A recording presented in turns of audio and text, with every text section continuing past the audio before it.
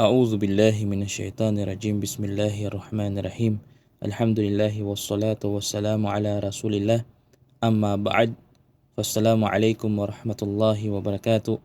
Mga minamahal namin tagapakinig, ngayong araw na ito, ang tatalakayin natin ay mula sa hadith ng Propeta Muhammad sallallahu alaihi wasallam na kanyang sinabi, "Iyyakum wal kadhib, fa innal kadhiba yahdi ilal fujur. Wa innal fujura yahdi ilan nar, wa ma yazalu rajulu yakdhibu wa yataharral kadhib hatta yuktaba inda Allahi kadhaban." Rawahu al-Bukhari wa Muslim. Mamahal namin tagapakinig, ngayong araw na ito, sabi ng Propeta Muhammad sallallahu alaihi wasallam sa kanyang hadith, "Iwasan ninyo ang pagsisinungaling, sapagkat tunay na ang pagsisinungaling ay humahantong sa kasamaan, at ang kasamaan ay humahantong sa impyerno. At ang taong nagpapatuloy sa pagsisinungaling at nagsisikap magsabi ng kasinungalingan ay itinatala ng Allah sa talaan ng mga taong palaging nagsisinungaling."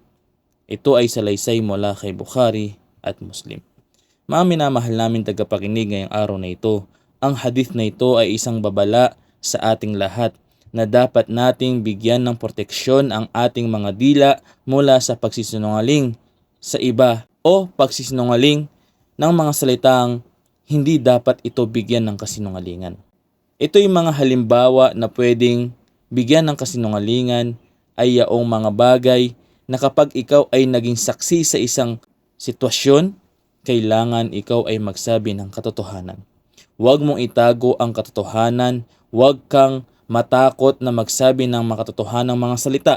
Sa kadahilanan, kapag ito'y itinago mo, isa sa mga ibibigay sa iyo ni Allah subhanahu wa ta'ala ay ang talaan na kasama ka doon sa mga taong nagsisinungaling. Kailangan natin itong proteksyonan sa abot ng ating makakaya. Ang pagsisinungaling, mga minamahal nating mga tagapakinig at kapatid sa pananampalatayang Islam, ay walang lugar sa loob ng pananampalatayang Islam.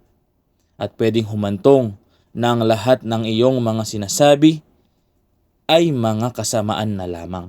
At ang lahat ng mga kasamaan ng iyong sinasabi ay maging laban sa iyo sa araw ng paghukom at palatandaan na ikaw ay taga-impyerno ni Allah subhanahu wa ta'ala.